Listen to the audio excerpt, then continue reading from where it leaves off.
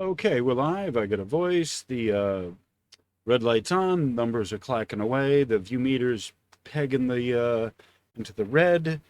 Looks like I'm live. Okay, I am so not ready to do this, but now is the time.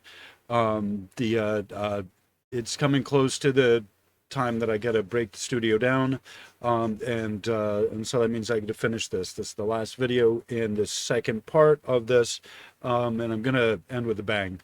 I don't know when I'll get to the successive parts 3, 4, and 5, but I will tell you this much: that with everything that I've put in the introduction, part 1 and part 2, you have more than enough to consider, more than enough to think about. For those of you, even if you are on the advanced ascension track, blah, blah, even if you are on the advanced pathway, there's still a lot for you to consider. And I know there is. All right. And I also have to make publish all the links to all this stuff so you yourself can see it, which is going to be, there's at least 40 links that in there that I've used so far.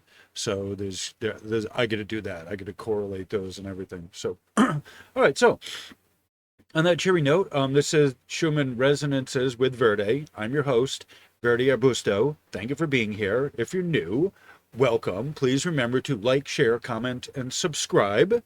If it's not too much difficulty when you hit subscribe, please hit the notification bell, select all, or you're likely to get none of the notifications. That's the AI algorithm that wants you to interact with the channel. And if you don't, it forgets you. It literally forgets you. So we don't subscribe people on our end. We don't, why would we do that? What happens is if you don't interact with the channel, you don't get seen by the algorithm, and then you just drop in importance. So you make sure, I talk about this, I say this pretty much every video, make sure you comment. It's good for you. Share, it's good for the community. Subscribe, it's good for me. It's good for us. All right. Okay, so with that said, thank you again. Welcome. Thank you for being here. It is it's like 9:30 at night. I went to a meeting earlier today. It's Monday, almost the middle of the month. It's the 14th. And it was chilly today, rather chilly. It's I would say seasonably cold, and it's chilly. It's November. We're starting to look at December now at this point. All right. So I have already done an introduction to this. I've done, like I said, in the first part. This is the second part of this little mini series, and I've talked about the inherent power in the DNA that's not tapped. It's your what scientists call junk DNA, which is also better known as the non-coding, coding, non-coding part of your anatomy, your DNA. The part that makes you unique is 2%, roughly 2% of you, the coding part. So out of billions of lines of code, 2% of you is truly yours and unique. It is that unique quality, that unique DNA, your unique, signature that allows you to have the free will expression that's part of the Earth school. Right? So it's important to understand that and know that. We talked about the 5 different aspects of the Egyptian soul. There's the cat, which is the body, the jib, which is the heart, the ba, which is the personality, the ka, which is the essence, divine essence, which we talked about in the last one, and then there is the ren, which is the sacred name, and that's where we're at right now. The sacred name that is yours and yours alone. It's the name that, in your proper name that you have. Like when I was in Bible school, there was a phrase, "A new name is written down in glory." Well, it's your original name that's written down in the book of life, meaning you get to go on further. You're not stuck here, you're not stuck here repeating, you get to go on. And that's sort of what we're talking about here, the power inherent in a name. So I think that people do inherently realize this or know this. Part of this is the discussion of the inherent power of words themselves. Yet there's something significant to the power of your name itself, who you really are, separated from the masses out there. All right. So, so we've been through, we've been through the genetics and what that entails. We've been through the power of the blood, the power of the vital essence in the blood, and now we're going to talk about the name. And there's no better example of the power of the name, other than that I can think of, is the name of Christ, the name of Jesus, right? And certainly, even if you don't believe that he was powerful in that respect, certainly the name itself makes most people, they have a reaction to the name itself, good, bad, or otherwise. The fact that you've got a reaction is what we're talking about. All right.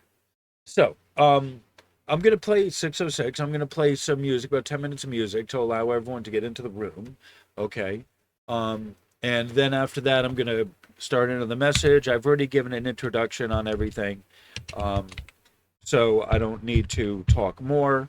And I just kind of want to get into the lesson and finish up, because we're now many hours into this, and I got to close up the studio. So I've been saying this, that when I'm done with the second part, I'm going to close it up. So I can post the video once I've taken the video of it. Once I get the cameras and everything and the microphones, they take the footage. Once it's on my hard drive, then I don't need the cameras anymore, and I can wrap them up. All right, so that's sort of where I'm at. I gotta do the video, and then I can have more time to, in my leisure, to post it. But I gotta wrap the cameras and everything up now. Like, this is sort of where I'm getting, and that's kind of what we're doing. So, 707. All right, so gonna play some music, and I'll see you on the other side.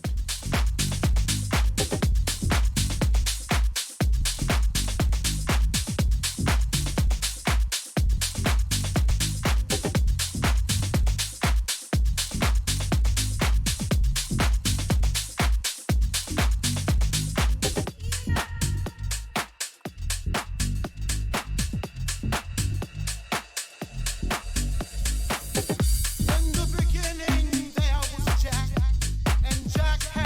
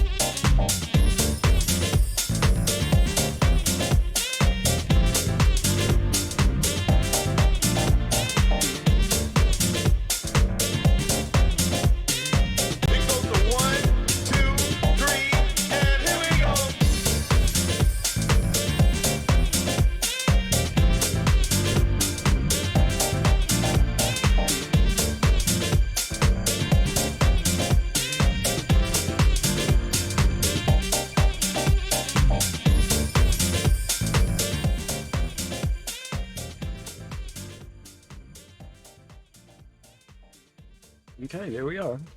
Hold on, what am I doing? Pause. There we go. Okay. Welcome. I'm back. I made it. I am your host, Verdia Busto. I am so not ready for this. I am your leastest readiest for primetime player that there ever was, I think. Um, uh, Even not readier than the original not ready for primetime cast, who indeed was not ready. But I'm even more unready than that. So I'm a hot mess. I'm Verdi Arbusto. And I get no clue what I'm doing here, more or less, but I get a script, and that's why I have a script, so I don't have to know too much. I can just follow the script, you know. Don't ask me to know stuff, you know. I don't want to know nothing, right? Just don't ask me to figure out nothing. I'm an idiot, right? Just, I get a script. Let me stick to the script. Don't stray too far off the field of the script, the path of the script, and you should be all right? Because largely I'm not the one writing the script here. It's, you know, the big guy, the source, the light, the pure light is giving me everything, and I'm just writing. I'm the messenger, right? I don't know shit, right? I'm the messenger. So, so I'm trying to give you the most accurate message from them that I can, oh, it's work. It's work just listening. It's work being here. It's work. You know, it's work just being here. So, but when it's done and we're done and the work is done, it will be worth it. They assure me. I may not see it now, but they tell me it'll be worth it, and you'll know it when you see it. All right. Hopefully. All right. So that's the goal. Okay. So I played music. Stretched out an introduction. 20 minutes into it, I think we're ready to start. So we've already seen the last video we saw Christ, what the Christ means, and Krystos, and that's the oily substance with a fishy smell. That's basically the Krystos, and we saw that, and we explored what the fish god and all of that, what that means, and so that the fish god is the one who is in control of that, the reproductive facilities of the human, of your reproductive organs. We'll just put it, that bluntly. And you're not putting your thing into every available orifice you can get your hands on, but you have some discipline, you have some control, and you use that productive, procreative force toward creation in a non-human body way. Right? I think that may be the simplest element to put it. So that is the Christ, and it talks about the Christ in me, right? And we talked about what the Krystos forming in me means. Okay. In Christ specifically, but he talks in Galatians and the Colossians reference and all of that, we see what it means by the Christ in me forming. Right? And it's a process that requires discipline. I believe that there were multiple Christs, as you know, we talked about this in the last video, of this being a process that people follow rather than Christ being designated as you're the chosen one. You chose that and you followed that pathway and you did what was necessary, and you achieved that, you attained that, level of ascension and upward growth. You did the work and you ascended. You climbed the stairs, you climbed the mountain, you did the work, right? And you can pat yourself on the back, but it is the Christ that moves through you. That's what the Christ consciousness is. It's not of the return of Jesus Christ. It is the opening up of those portals in each and every single one of you who's ready, who is of that sort, who makes that decision. I believe that there were multiple Christs, as Christ is an honorarium, describing a stage of development of a person on a spiritual based pathway.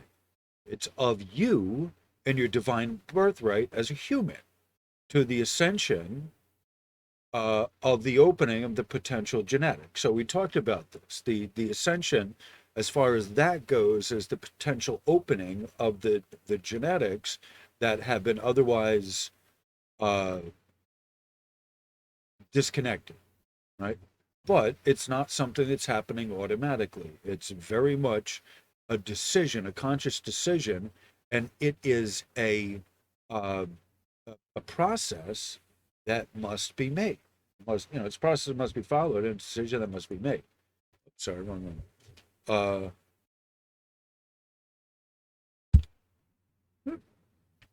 So I can't do that. I believe that Christ is a status, the Krystos is a status one achieves through proper work. I've said this, I said this last video. There's a physiological process that must have discipline. There's a discipline that must be maintained, that must happen with the Krystos, this opening up the Krystos of the essential vital fluid within the blood, which must be activated within the body. Hold on. Where am I? Okay, I think I got it. I changed that a little bit. All right. So I believe that Christ is a status that one achieves through proper work, right? You got to follow the process, right? Discipline. That's the basic way to put it. There's a certain discipline that the student must follow to become the disciple. That's it. The teacher provides training and proper conditioning, which the student maintains in the form of discipline to become the disciple. Well, hold, please. Okay, it's difficult to translate exactly into English, but I think I have it. All right. What wrong one? There's a physiological process that must happen with the anointing of the Krystos. Oh, sorry, wrong one. I believe that the Christ, right? We talked about this, the Krystos, the anointing of the Krystos, is a status one achieves through proper work. All right. So, atarayama atsatsa tata acha atarayama achatsa satarayama shansharayama ata atsarayama achachata uta ichum uma ufapoa ata chachata. All right. So essentially, the master provides training. Hold on. The master provides training, proper training, which the student maintains as discipline, wherewith to develop into a disciple. Right?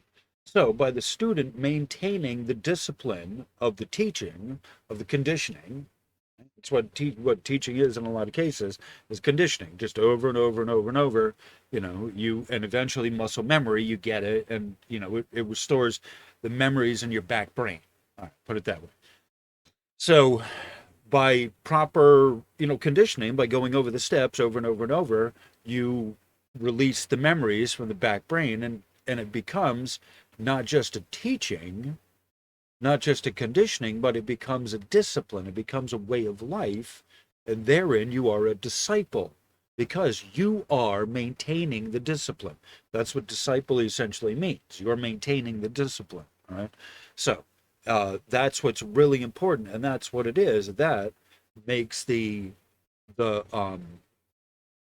anointing of the Krystos.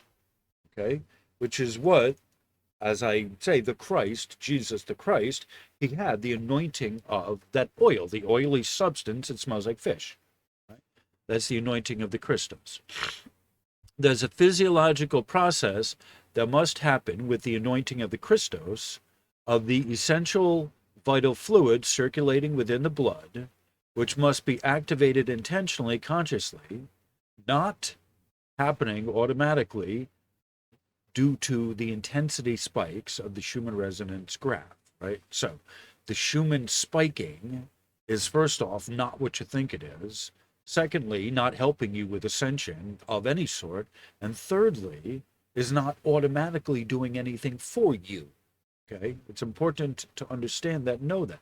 Nothing is helping you automatically to ascend. You need to finish your contract first and foremost, work on whatever light body exercises are important for you, and move onward and upward with your timeline, the best, greatest, most awesomest, fabulous timeline you could ever imagine. And that's your ascension, right? The thing you've always wanted to do. Oh my God, I know I could do this. That's what your ascension is, right? The thing on earth that you should be doing. You're not ascending out of earth, away from earth. God, oh my fucking God, no, hell no. You're not going anywhere, right? If you haven't worked on that, you ain't going anywhere. No, most of the people are not going anywhere. You're still stuck here, right? So that's what you want, the greatest and highest possible timeline here on the planet, while your ultimate work after this planet is, after this physical existence is done, you have the next round of you in your astral body or your spirit body, or that's right there, spiritual body, right? That's one of the things you have to develop. But it's that part of you, that aspect of you, right? And I'm going to have to read the 9 Egyptian souls, so we can understand them, because it's important. This wasn't the most important part of this, the Sahu here, but it's important for you to understand that what people think about in this life of their astral body and all of this and the spirit body is a development after you leave this mortal coil, right? Ascension is you finishing your timeline, right? You finishing your contract. What they call ascension right here is, hold on, let me find it here. What the Egyptians are calling, right? This right here, Sahu, okay? All right, Sahu, right? The judge and spiritual body. The Sahu was originally a further aspect of the Ak, right, which is your immortal self, right? The divine self, the divine you, which is not something that you have direct control over here. It belongs to the immortal, it belongs to the eternal, right? It's not yours. You can't negotiate for your eternal soul. You negotiate for your ego body. The view you have, right? When people sell their soul, they haven't sold the immortal self. That belongs to God. That's not yours to sell or negotiate with. That's not what's being held prisoner. That's not what's being held imprisoned. It is the ego body. It is the personality. These lower order, lower astral aspects of you are held captive, right? That's very simple. The Ankh right here, the Ankh was a magical combination of the elements of the Ba and the Ka. So the Ba is your personality, right? That comes back to earth, then goes to the gods, but still comes back to earth. And then the Ka is your vital essence, which is more elusive, and that's what's held within. We talked about that. The blood itself develops that vital essence in physical form, right? But that's the life force, the breath of life that's given unto the soul for this planet. That's the Ka, right? Which represent the enlightened immortal being after death. This magical unification of Ba and Ka would only be possible if the correct funerary rites were performed after death. So that means the mummification and everything. This is advanced stuff. This is an advanced order. This part here, the immortal self. And then on top of that, you have the spirit body, the spiritual body, right? So on top of the higher order Ak, AKH, right? Do we just see that, right? AKH or IQ, right? IQ or Ak. I wish I had someone that can speak ancient Egyptian so they actually can pronounce this properly, but I'm just going by what's phonetically spoken here, right? So the Sahu is an extraction, is a further aspect. It's a deeper spiritual aspect of the Ak, which was already of advanced order. And if your body wasn't properly prepared, you're not going on after that. It's something to think about, right? Your sacred body, we talked about this. 98% of your body is not yours. It belongs to the planet Earth. You can do drugs. You can treat it like it's a dish rag. You can treat your body like it's a doll made for pleasure and just all kinds of debauchery if you want to. That's up to you. However, the true spiritual growth of a person, a body here, if you've abused your body, according to this, right? If you've abused your body and the proper funerary rites have not been done, then you're not moving on. You're stuck here, and you're, this is hell. You being stuck here and not moving on. It's a form of hell, right?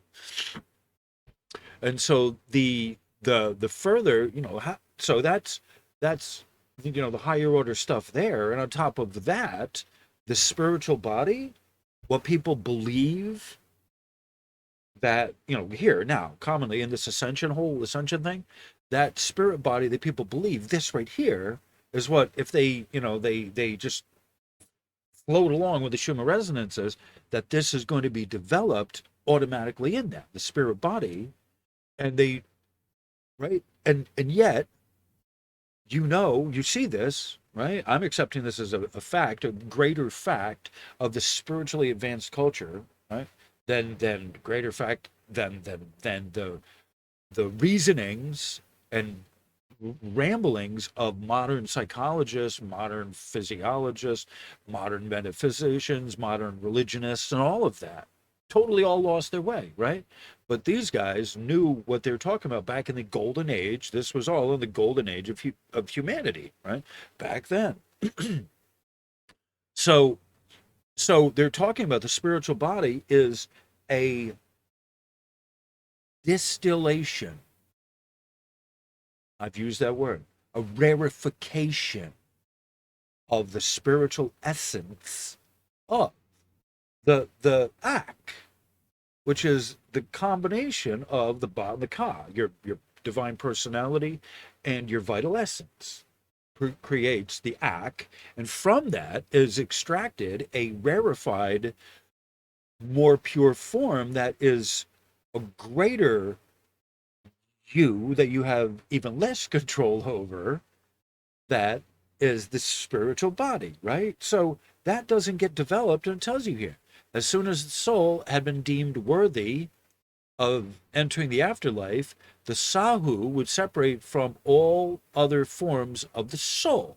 So all the other things we'd already mentioned before that, right? They get separated from that. Much like some modern ideas of ghosts, okay, the Sahu was said to haunt those who had wronged a person in life and protect those who the soul had loved. Just as the act could appear in a person's dreams, the Sahu could appear to a person, could physically appear to a person. And the question would be, what form would that take? And you might well assume, well, it's the form of that person, and you maybe would be right. Maybe you could be correct. I believe that can be correct. And yet, that form that's appearing might also be just a sphere of light, an orb of light, just a coherent ball or sphere or orb of light. That is a possibility. Okay. So nothing here with this, with the anointing, with the awakening and the awareness and the ascensioning of the humans, nothing of this is automatic, and it needs to be really understood. That I've said that before. All right. Hold on. Okay. I'm still writing this as I'm going along. I am the deep dive guy. I need to say this disclaimer, which I was probably supposed to say in the beginning, but I guess it's beginning enough. I am the deep dive guy, and this is, in theory, the deep dive on the changing of the guards. Okay, what this really truly means from a number of different perspectives. So even though I'm going into an amount of detail in this, this general essay, this whole series, which is, again, there's 5 parts to this, has been, this general series is an overview, it's an outlay, it's a blueprint of a number of points that can be and should be gone into in respective, should respectively be gone into or can be gone into in more detail. All right. And that may or may not happen.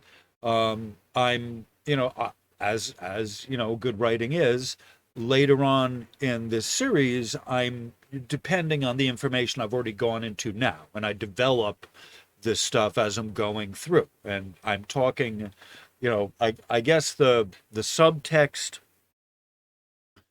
I talk about the veil, the big one of the first parts, the major parts of the or major facets of part one was the veil, discussing the veil, what the veil is. That the DNA itself is part of the veil matrix, right? That it's not just going away anytime soon. That, the veil on the external may have been, is dropping, right? It may officially be down. Uh, Yet the conditioning of the human takes a long time to decompress. I think that's a fair way to put it, right? Um, and so this is gonna take a while. This is gonna take it's going to be a process, right? And this is not going to be something that everyone goes through at the same rate at the same time. The portal is open for humans to have this ascension, this growth thing happen, right? But the cycle is closing soon. And if it doesn't happen, there's a baseline minimum standard that needs to be met. I'm not the judge. I'm just simply the messenger here. You got to figure that out yourself. Uh, you know, um, the portal is closing soon. So if you don't do whatever the work is, whatever your individual work is, you're going to have to face another cycle or face whatever, to get you square with your contract. Right? And it's not up for me to say this, uh, but it is important for me to mention this to you, that this is part of the experience here of the veil of you having to ask for everything to be opened up and to be revealed to you, so so you yourself know, so no one else is telling you what it is for you, but you yourself are opening up those channels and asking, and having the awareness to ask, and then the knowing to start which direction to go in, right? And so that's part of what the opening up of the genetics is it's an inside job. It has to start with you first. It can't happen from someone else doing it for you. That's not how this functions. That person isn't going to get credit for doing your work. They get a negative. They get subtracted against, because they're doing something for you that you're supposed to be doing. You were contracted to do. You're not doing it. No one can do it for you.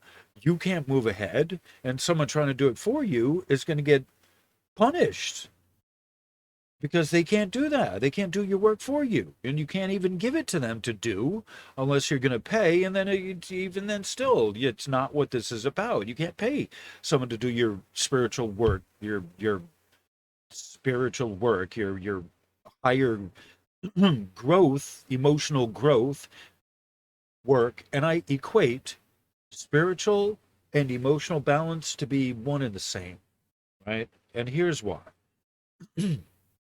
That if you're looking for God through spiritual means, you need to first find emotional balance and emotional stability, first and foremost. Because within that, you find God. You automatically find God. It's work, right? After doing the work, then you within that you find God. However, if you are an emotional wreck, the only thing you're finding is a bottle of alcohol, or running someone off the road, or some other unhealthy behavior. If you are not if you, like most of the average humans that I know, if you are not in good emotional, stability, then you're not finding anything. You're not finding God. You're not finding anything other than chaos and imbalance. So it's not until you find the calm and still point, lower your frequencies, adjust your polarity so it's onto the positive beam, right? The positive frequency, and adjust your polarity to that, then you have growth, then you have ascension, because you will have worked for it and earned it. But it ain't coming automatically, all right? Christ consciousness, it's important to understand, Christ consciousness is the work of thinking of others first rather than being self-centered and self-satisfied, especially at the expense of others' freedom or the freedom of others. As a practitioner of this form of service, my responsibility as a baseline standard of behavior is 51% thinking of others before myself, 51.1% of the times, right? That's important to know, the 51.1 club, right? Are you part of that?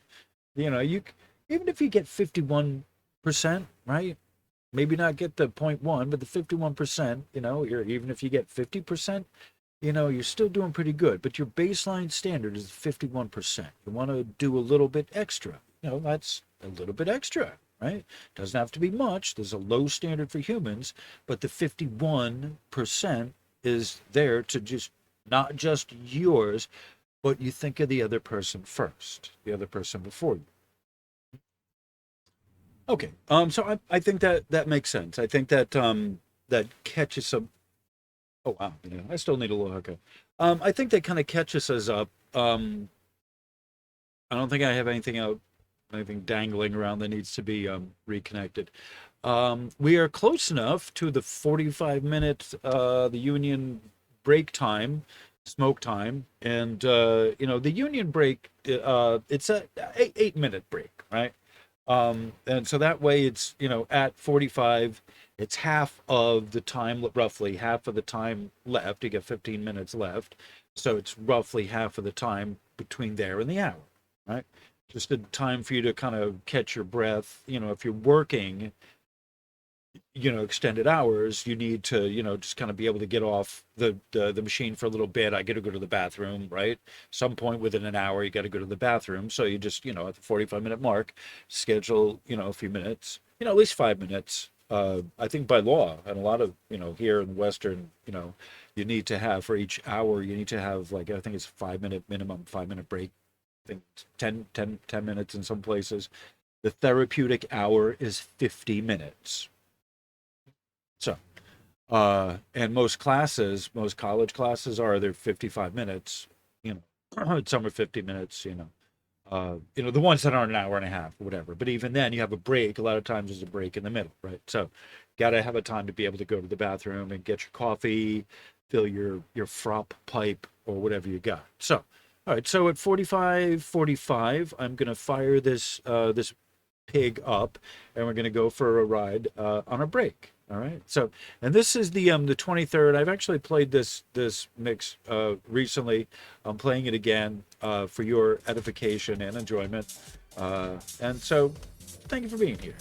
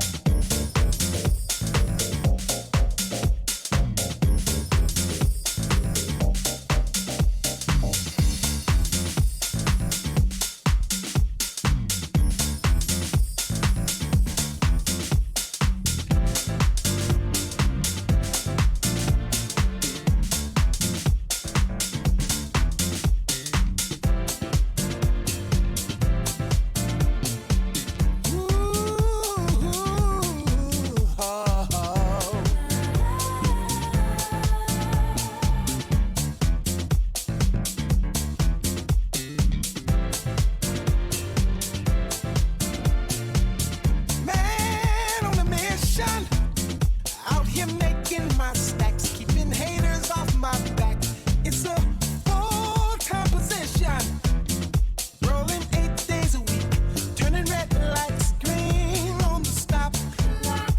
temperature is hot. The deal's on lock. That girl can take me away from all the madness. All the traffic lanes piling up in the brain. Ooh, got me canceling my phone calls. I don't care if I blow the deal off. Got me spinning like I'm final. She can make me dance, dance, dance, dance.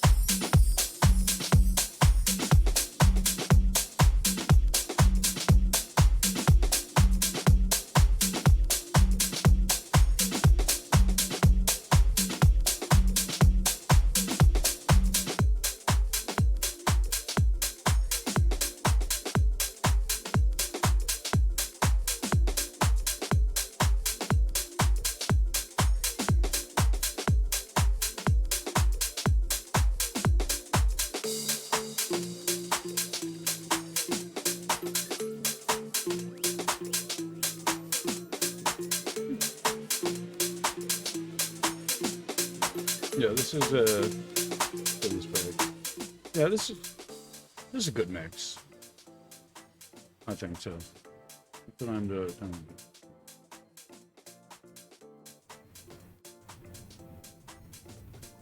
A few more seconds of letting it play.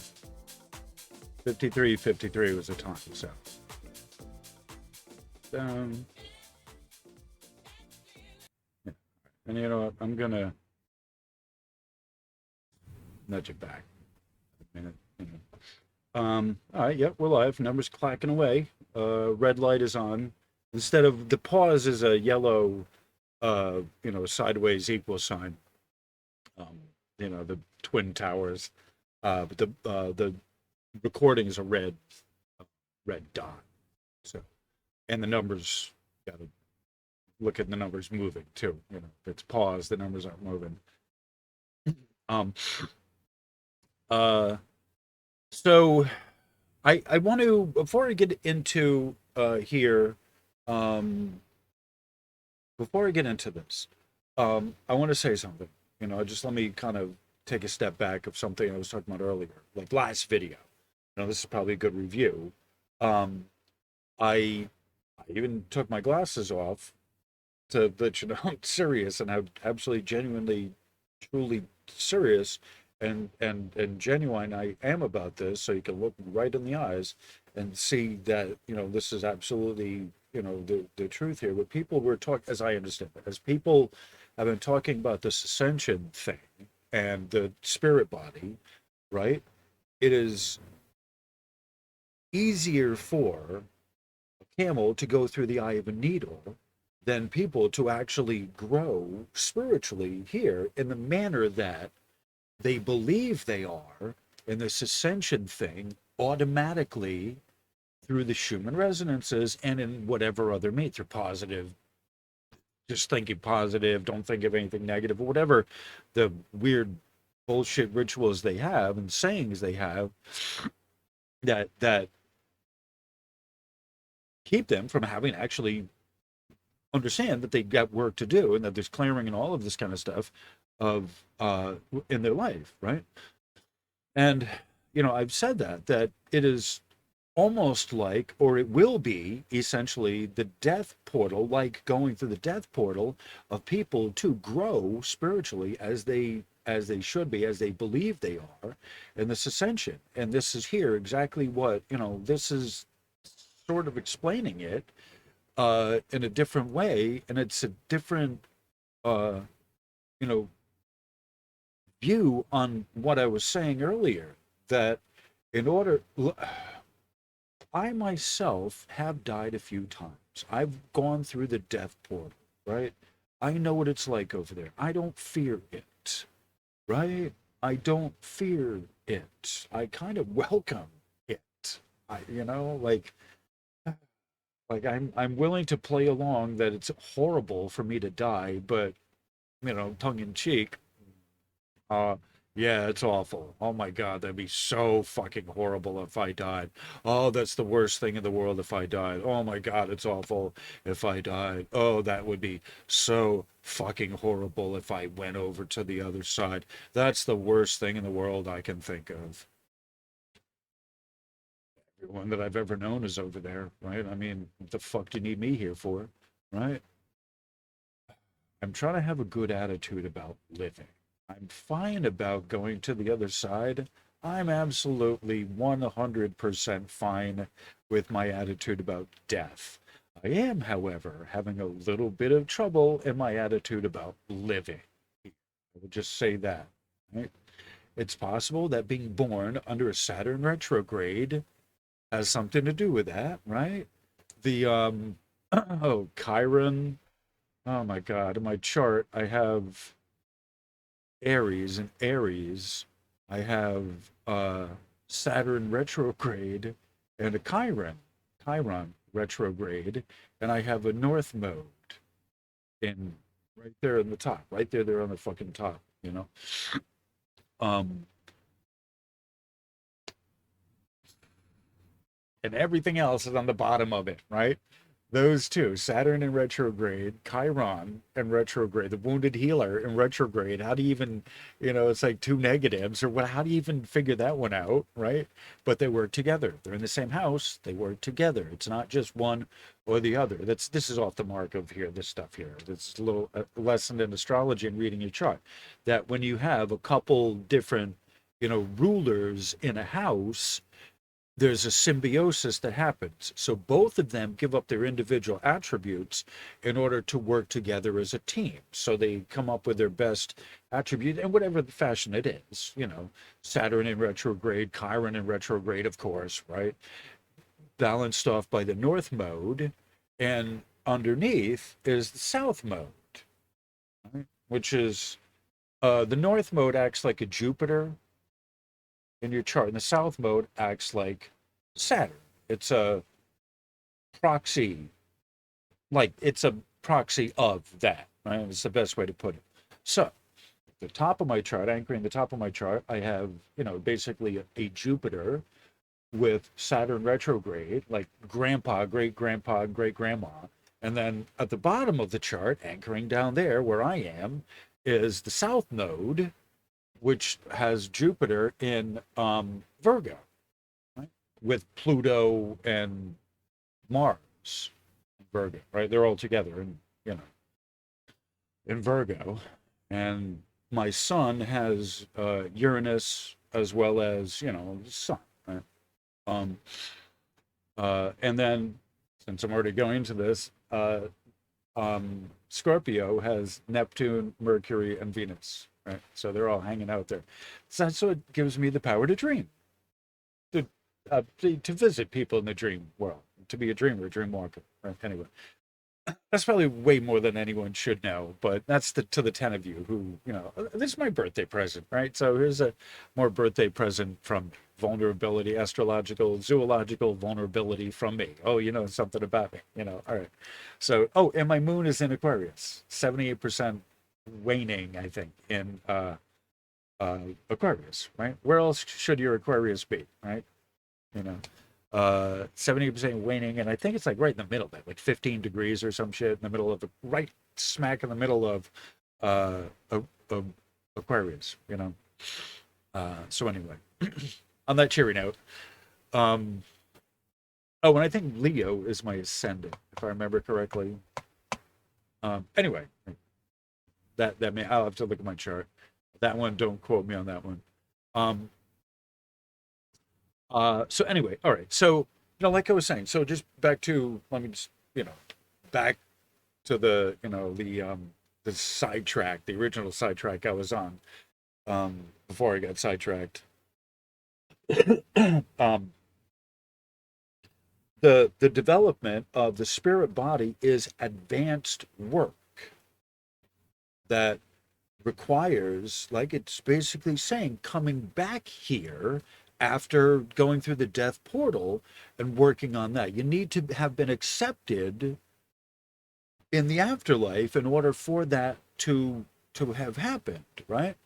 So part of the thing of what this ascension that people have, the modern day ascension that people have, is, off the mark according to other sources than just me, that it's not just for you to say some rhetorical bullshit to go through, right? You literally have to go through the death portal and live, or you go through the death portal and you go to the other side, but work on that spirit body is not happening in this lifetime, in this form, because you have other work in this form that need to be reconciled with. And the first most important thing on that is the physical body, keeping the physical body, treating it as a sacred object, right? A sacred, living, intelligent thing. I think that's the best way to, simplify this whole, belief of what's important here in the spiritual work. All right, so belief is an action word. Right? Belief is an action verb, not a passive one. Faith without works is dead, we are told. Principles are guides to help us operate in an uncertain world, and especially when we don't otherwise know what we should do. If we stick with our principles, our guiding principles, we can oftentimes make it out of, tight situations or, unknown new situations, right? Rhetoric is words that are unfounded or unfounded in actual real reality. We talked about that the rhetoric can be, simple hot air, and they're words that don't have any meaning, but they get you caught up in the higher frequency of it, and the ego. They're just ego tickling phrases, right? It's not a better way to put it. Simply by that should be by believing in the existence of the Christ being, the man Christ, one does not become able to exorcise the demons, as we shall see. Christ consciousness is an active principle, which is a discipline which must be maintained each moment. And that's important to remember that, like I said, the teacher provides the training, the student maintains the discipline to become the disciple. There does not seem to be a more efficient system, that is going to yield better results. So this story here was something that intrigued me. This was one of the stories I came across in Bible studies that I thought was fucking interesting. And so this is, Acts, the Acts of the Apostles is the full name of the title.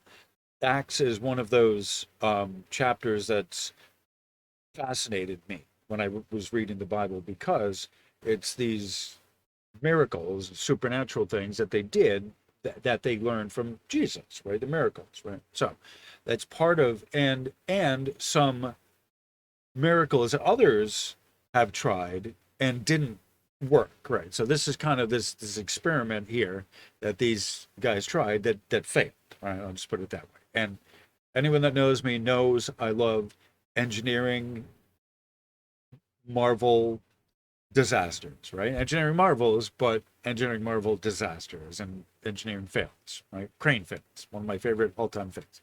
So this is a huge monumental crane fail of these itinerant Jewish exorcists. All right, so I'll read you what it says.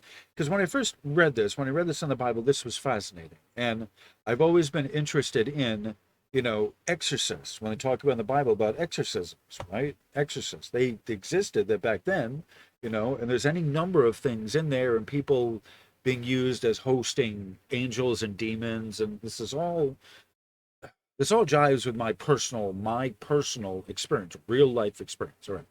So then this is where it starts. Acts 19:13.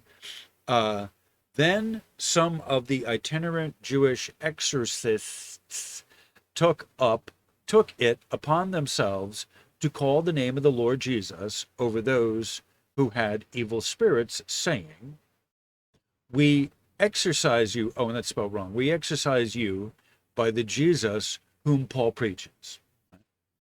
And the evil spirit answered and said, "Jesus I know, Paul I know, but who the fuck are you?" Right? Demon would have said that, "Who the fuck are you? Who are you?" Right? "I know Jesus, I know Paul, you ain't either one of them."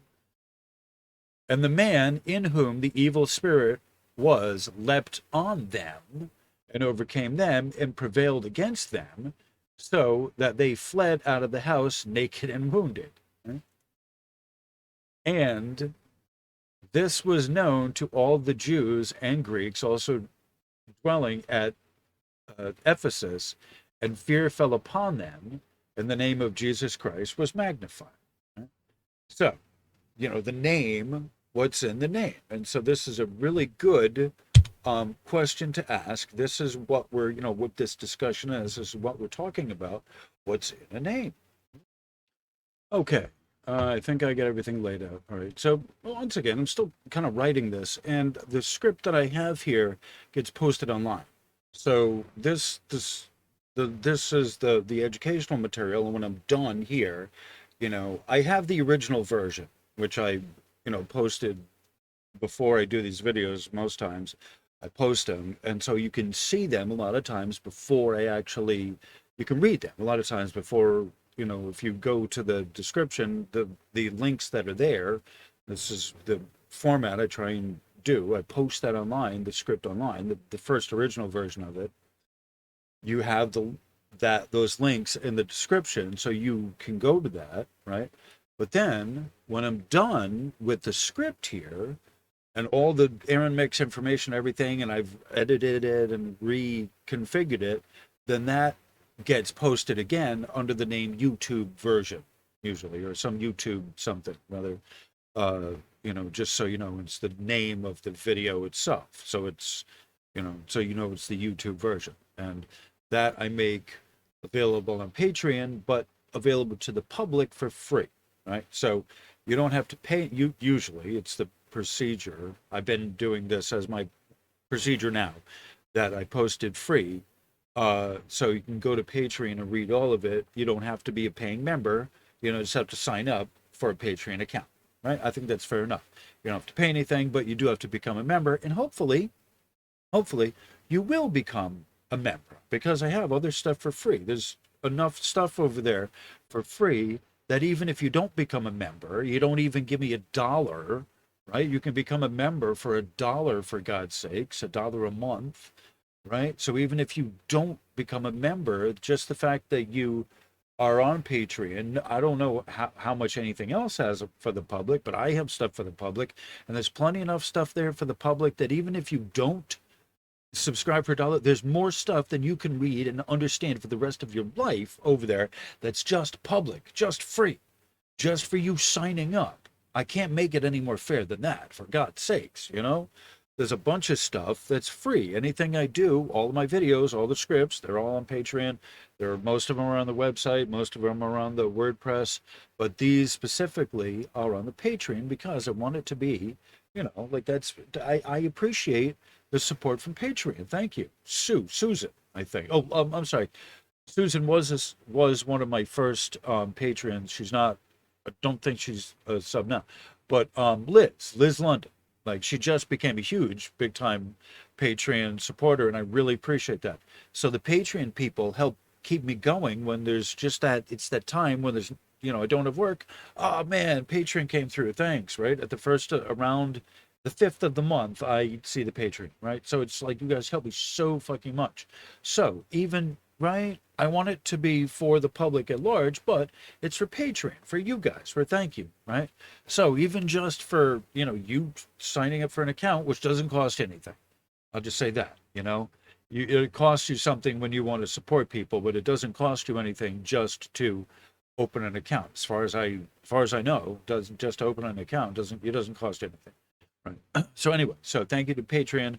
This is going to be out over there. All of the full, like the introduction, the 1, 2, whatever, all that goes public. Again, it gets published as a post somewhere online. All right. So it's time to wet my whistle. It's time to whatever, like close enough to 1:15. So let's play a little more music. I'm at a stopping point. And then the next, this section here is going to be a little bit longer, but it's the last section. This is the last part. This is the home stretch here, baby, of this series of videos. And like I said, we're putting off, the 3, 4, 5 for whenever, but just to get through part 2 is a big deal with you guys, right? So, on that said, let's play some music. Let's see what we got here.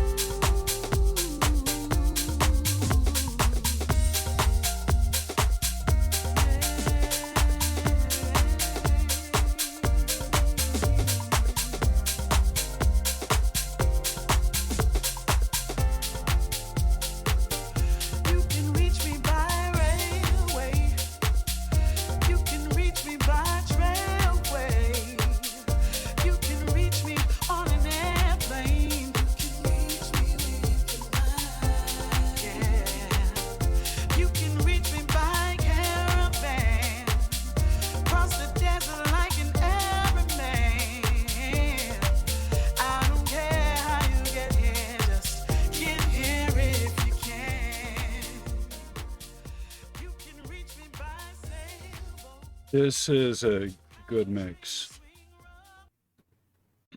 All right. So I just tapped it back a minute or so because I like this song, and this I think that's a cover. Pretty sure that's a cover. Doesn't matter anyway. So all right, I want to keep that kind of music inter interlude just kind of short. I want to get to the end of this. Hopefully, keep this under 2 hours. And hopefully, all right.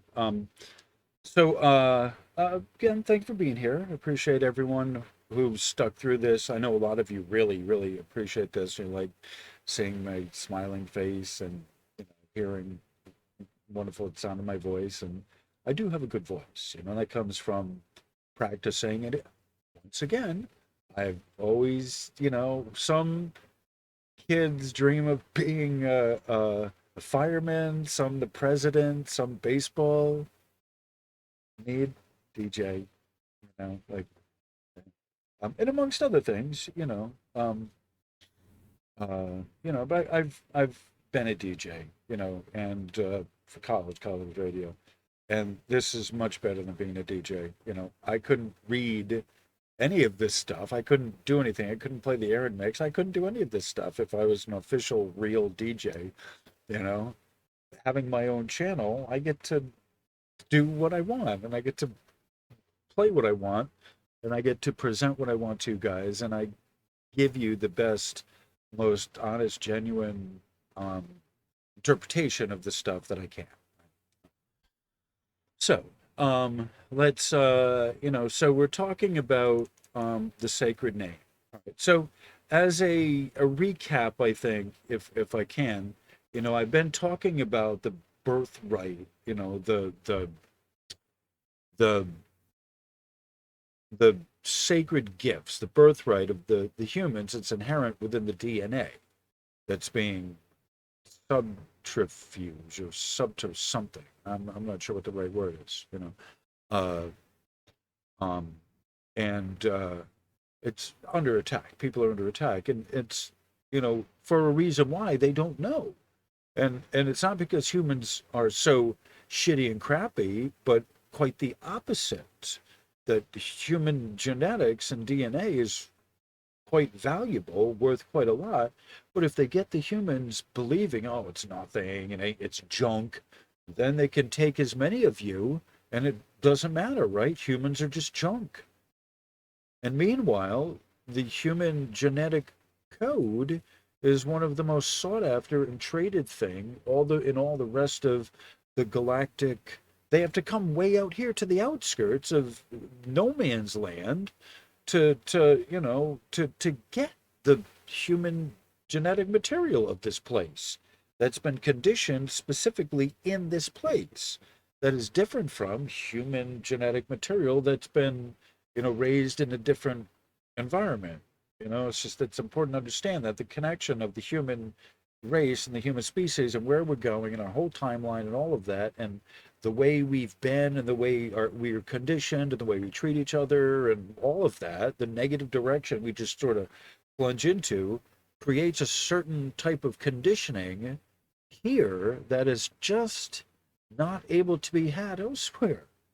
Just from the veil, right? The veil, you don't get the veil elsewhere. It's a very unique thing to the material matrix of this planet and the physical structure of the DNA and how the code, it's just this amazing complexity of stuff working together to give you the humans on this planet with the built-in forgetter of the amnesia of the veil. And I think the phrase built-in forgetter is an apt description for what the veil is. It's a built-in, inborn forgetter that we have that prevents you from automatically remembering everything from birth. You have to keep working at it in order to get through the veil, the many, many, many layers of veil that come with the physical matrix of this planet. Right? Okay, so with that said, let me say, hold on a sec. I need to cough. So with that said, let me segue into this. The sacred name. Ren is the true name. The ancient Egyptians, and I'm just going by what's here. And again, the script is, I got this, I have it over here to the left, but I'm still going to be posting it online. So a lot of the stuff you'll have it online if you go to follow the link. All right. So ancient Egyptians were given a name at birth, which was kept hidden to everyone but the gods. This name was considered an extremely important and powerful part of the soul with the ability to destroy a person and their soul permanently. Throughout life, an individual is known only by a nickname so that no one would be able to learn their true Ren and gain the powers it contained, or the chance and knowledge needed to destroy it. As long as the Ren still existed, the soul had the power to keep on surviving. As long as embalming was correctly completed and mummification was successful, the Ren meant a person / their soul would exist for eternity. Okay. So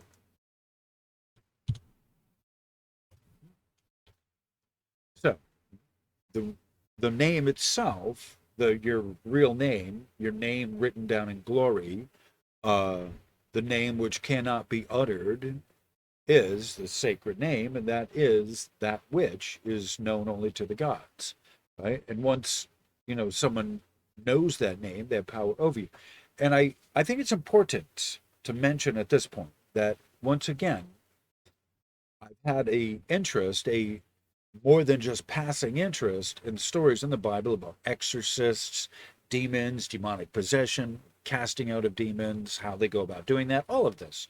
How to control the demons, all of this.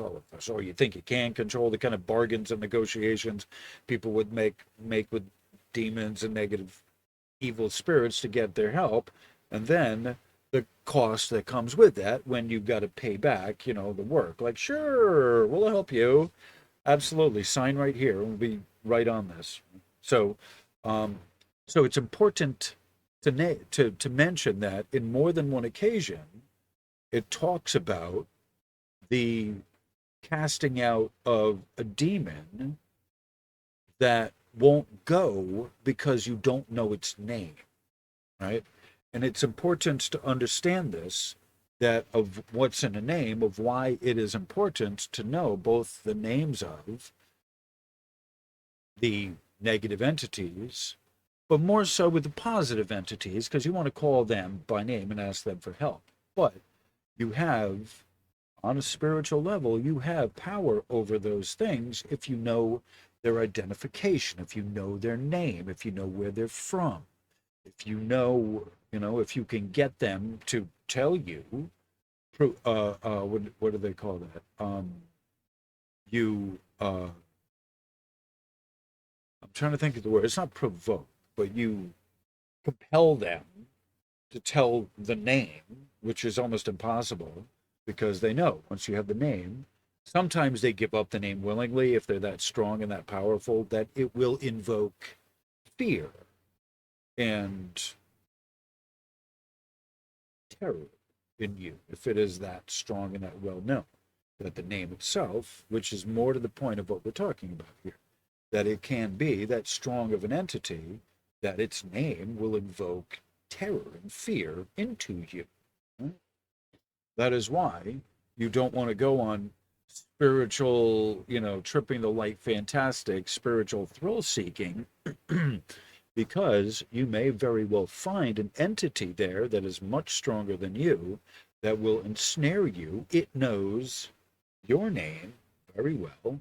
It's called you, it has your attention, yet you don't know it. You don't know its name. You don't know how to, propel it or compel it to give up its name, right? And to likewise have that same strength with it or over it that it has over you. So it's important to know that this is why you don't go spiritual thrill seeking just as a thing to do when you're bored. And that includes taking a substance, an entheogenic, a plant, some substance that you're doing in a spiritual quest when it's really a recreational thing, right? You haven't prepared yourself properly. It's more of a recreational pursuit than it is a spiritual pursuit, right? And in part because where you're doing it, not just how, obviously, but where you're doing it and who you got it from. Consider that in the spiritual pursuit. You got it from Joe, whoever, from wherever, you know, wherever, from some van in the, you know, a green Ford Econoline 150, wagon that's pulled up, you'll get what you get, and it may not be the thing that you're hoping for, right? And if you don't have any kind of guidance in this, you'll get what you get, and it's probably not really a great fun thing, right? And so, like, you going out there recreationally, thrill seeking, again, this is a thing with, speaking of drugs and entheogens and psychedelics, you a lot of times that's why people bite off. They have bad trips because they bite off more than they can chew. They're half-assed looking for a spiritual experience, more so a recreational experience. They open a door, they open a portal, they're in some other dimension, they're some other part of their upper soul contacts. You're out there looking for fun, recreation. You come across a thing, a negative entity you didn't expect because you're also held captive to every other person who's ever taken that and gone out there, right? It's especially consider your source, consider where you're getting it from. So these portals are open because people don't think to have any kind of protective spells or any of that, or amulets or any grounding stuff or any of that. Call forth all kinds of negative entities and what unnamed negative entities, because you may get one, but there's 5 familiars that'll come with it. And then you're stuck. Once you open the door unawares, you're stuck because you don't know how to close it. You didn't mean to open the door, but you did, and now you don't know how to close it. You don't know how to expel them. You don't know by name, right? And you think it's just one entity. You feel like the average Joe average, most people, you don't even realize there's one entity, let alone 5 friends that have come with it. You know, that's why these things aren't meant to be meddled with, right? There's a discipline that comes with you know invoking a spirit or calling out one or trying to exorcise a demon. And I get to correct that. That's not exercise, it's exorcise. Exercise is EXCORSIZE. I think that's okay. I have been told that if I'm alive in someone's memory, then I'm not truly dead. And I mean, spirits themselves have power in their name, right? So, uh, now I would tend to agree. At our meetings that I go to, we talk about people have who are deceased now, who've been with us. And we have 2 basic categories of people, our guides, spirit guides who were humans, who are now in spirit form. One guide, one classification, one type is the one who did the right thing and died of natural causes, right? Who is a good role model who we quote, having said cute expressions that just nail down what the work is that you got to do or not do. Leave her alone. That's one of those kind of expressions by one of ours that we talk about in a certain context, and other expressions as well said by people that we know, we love, who were advanced on the pathway, who were guides for us, living guides for us. That's one first best example of our spirit guides, right? Our patron saints that we learn from. The other type of example of a patron saint that we learn from are the ones who said, if I do this thing again, it's going to kill me. And then they did the thing that they said was going to kill them, and it actually killed them. Right? That, if you can't find a lesson in that, what lesson? He knew that the thing was going to kill him, and it's a substance. I'm not going to say what, it doesn't matter, but a thing that he was going to do. Let's say if it was even driving in a car that was unsafe, right? Say that. You know, the car's making all kinds of noises. I got to bring it into the shop. Oh, I'm running late. I'm going to use the car anyway, you know, and then the car loses a wheel, you'd go off the road and it kills you, right? Like, I mean, that's a great enough example. But what I'm talking about specifically is someone who overdosed on a substance. He said, if I do use that again, if I do that behavior again, it'll kill me. And then, a couple days later, he did that thing, that very thing, and then he died, as predicted. He knew it. As predicted, he died, even after saying it. And then we go to his funeral, right? He said other great and wonderful things that, you know, that I remember, that I recall. But the most important thing out of that person that we love, that his mouth, that came out of it, is that saying, right? I'm going to, if I do another, this thing here, it's going to kill me, right? Just that thing. He knew. He said it. He knew it. Yet, he did it anyway, right? So his name, right? I'm not going to say his name here, right? But his name lives on as the second example of a learning, you know, someone that we've learned from, that their name lives on in what they've taught us, right? And all those who knew him, that this person touched, of the second sort, miss him immensely. And that lesson,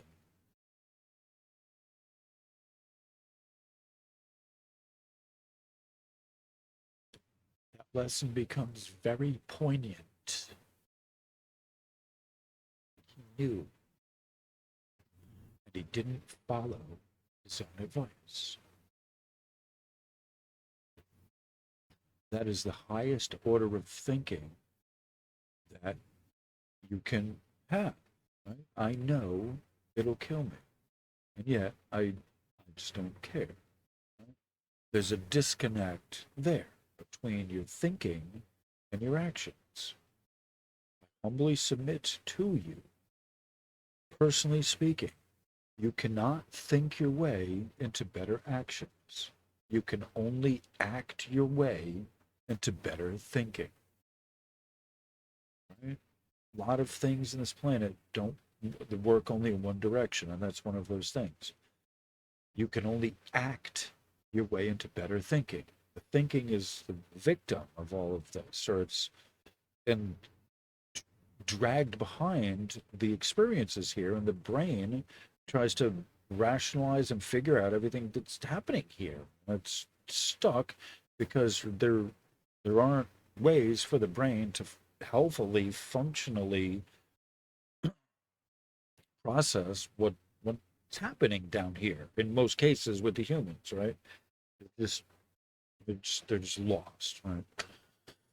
All right. So, if right, as an example, I'll give you the example of the two types of people we have. One's Marty, who's of the good sort. We'll remember him, or Gene, or whoever, you remember them.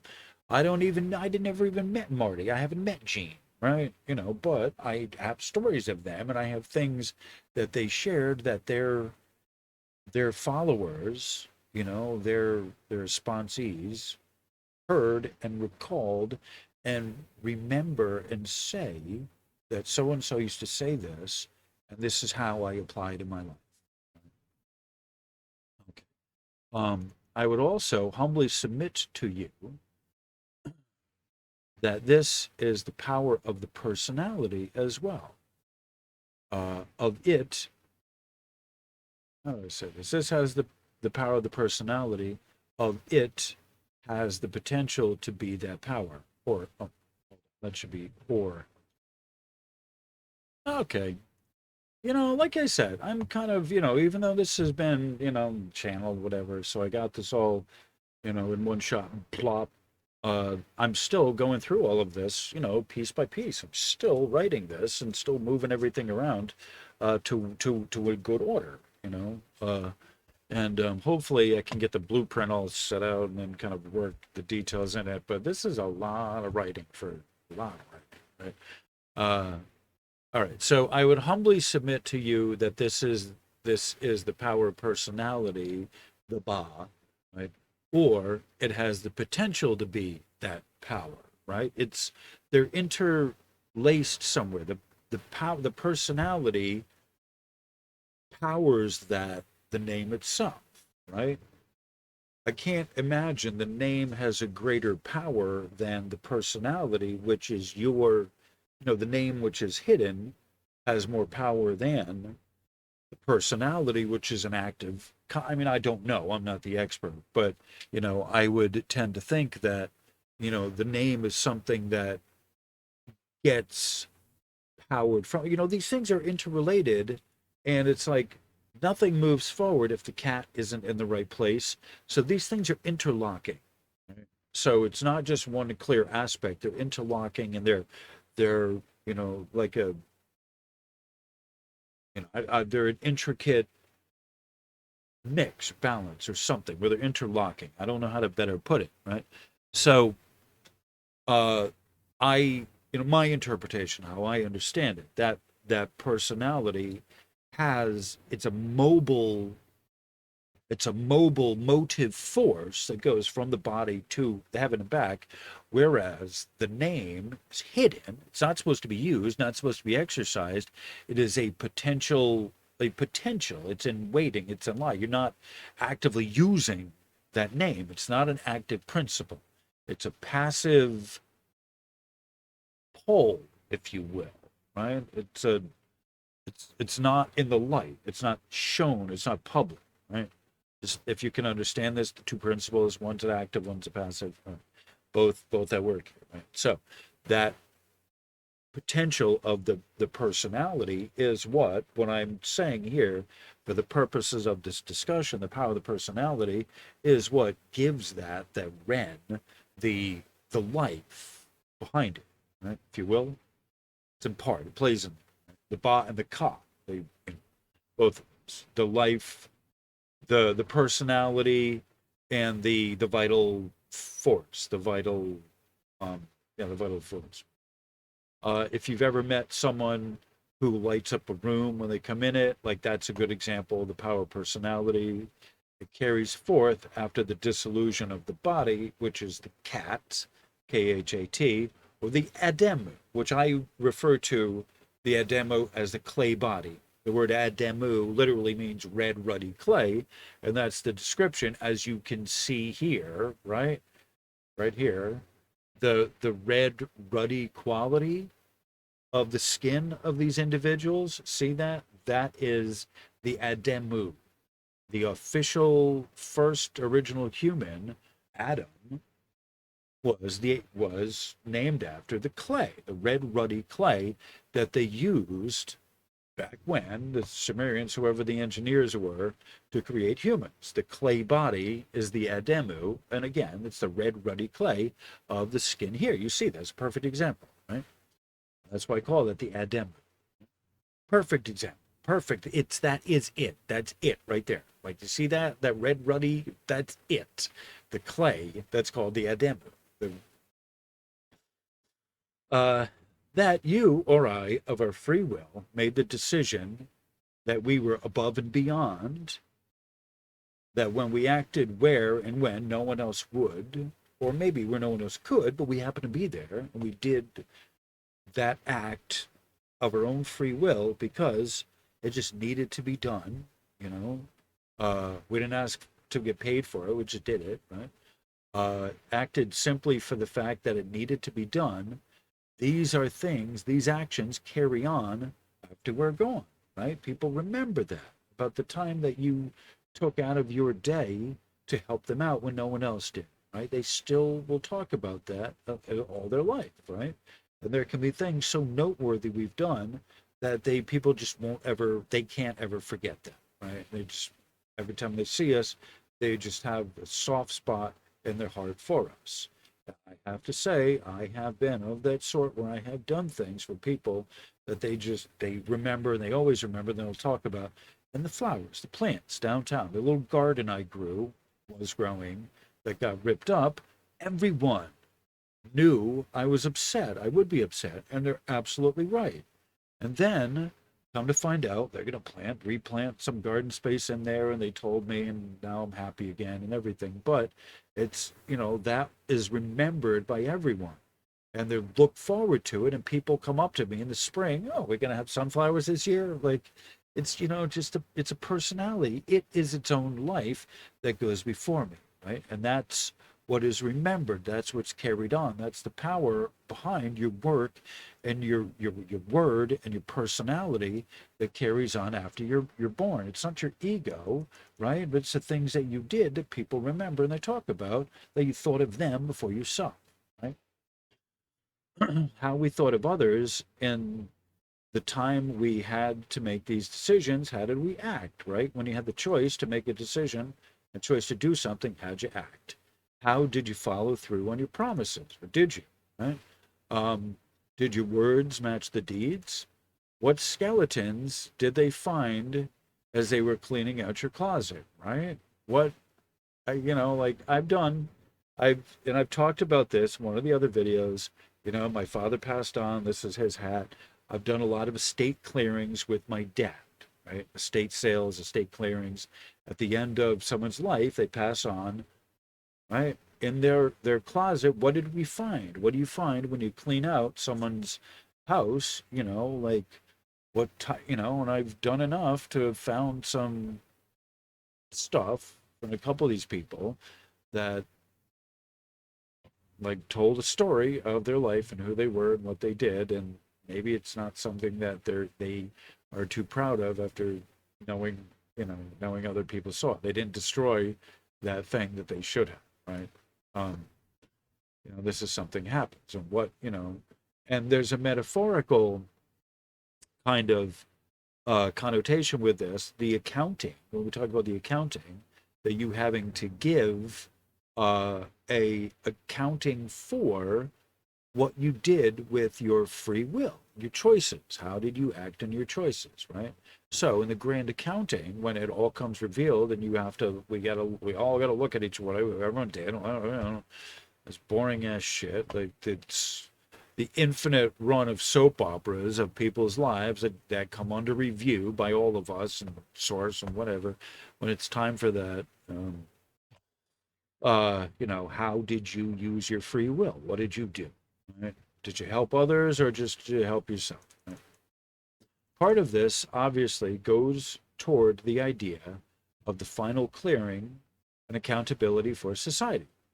But it gets asked eventually of everyone,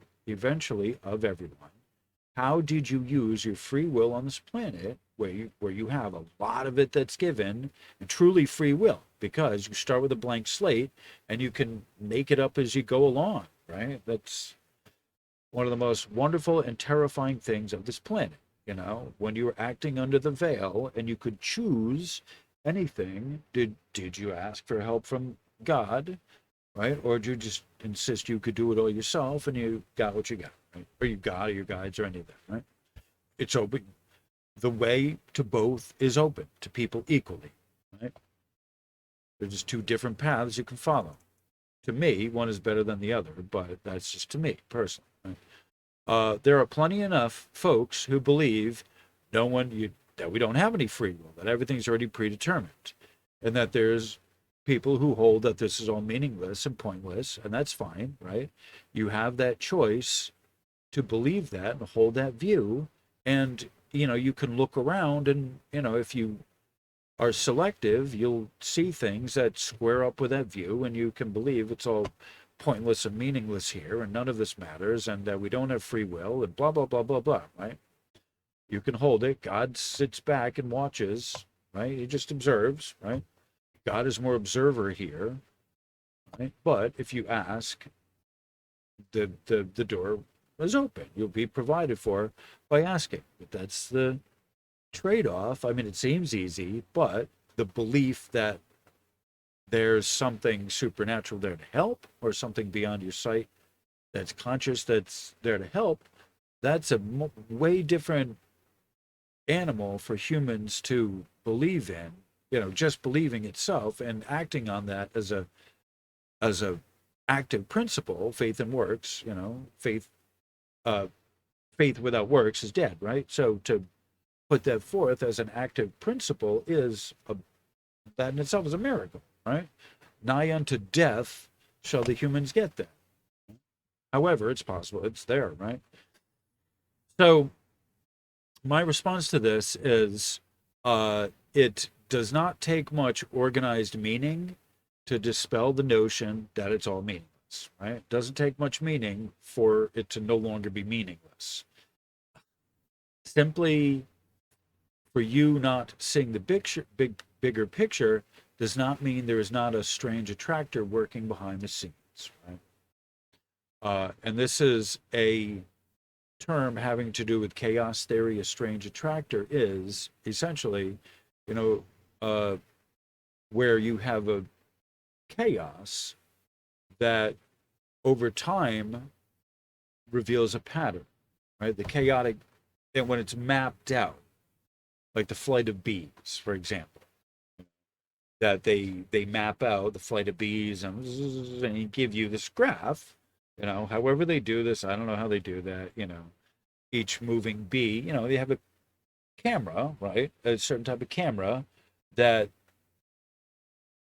will assign a vector point to each moving bee, and then it goes off the screen, and then another one comes in, and then they just, it just draws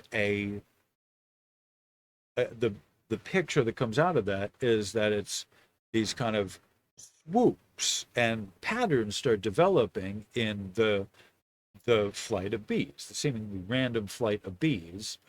National Geographic did an expose, did an article about chaos theory, bifurcations, strange attractors, how there are patterns underneath chaos. And Ralph Abrams, mathematician, says that, there's no such thing as random. If you don't see the pattern, you just don't have a big enough sample set yet. All right. So that's something that's important to understand in chaos and meaninglessness and in lack of order, is you just don't have a big enough, mathematically speaking, you just don't have a big enough sample set yet. Translated into humanese, you've closed your fucking eyes to the miracle, right? Just kindly get along with it and groove with it. Shall you, please? Just kindly please dig it. Just let it flow in you and around you, baby, right? Just that's the best way to put it. Right? Physics has proven that consciousness itself is very real, that consciousness changes the outcome of the outcome of a watched experiment, the ability to focus, to cast intention on an item, a situation, is a facet of consciousness, which ultimately is at the core of one's personality. We might see personality as the space where the physical that is known interacts directly and definitely with the unknown, the space that's unknown, on a moment-to-moment basis. This personality aspect of the human experience, right, which is personality is basically the we've talked about this. This is the life force that goes on after your, the aspect of you that goes on after you're gone, right? So the personality aspect of the human experience begins to take on a life itself, in no small part to the innate power of the DNA, which connects and binds all of us. So again, that 98% collective DNA that binds us all in ways the orthodox, established science, the established science, right? I think that's the best way to put it. The science, the institution of science, all the studies of the stuff. Ono, who talks about, who coined the term junk DNA, right? They can't seem to fathom. They don't get they don't get the, they don't get the picture of what's going on, of, the you that's important. Like I said, we've talked about this, of what, the 2% of you is, and yet the greater importance of the 98% that isn't you, that actually, the job that actually does, right? So these guys have a really hard time, figuring this out.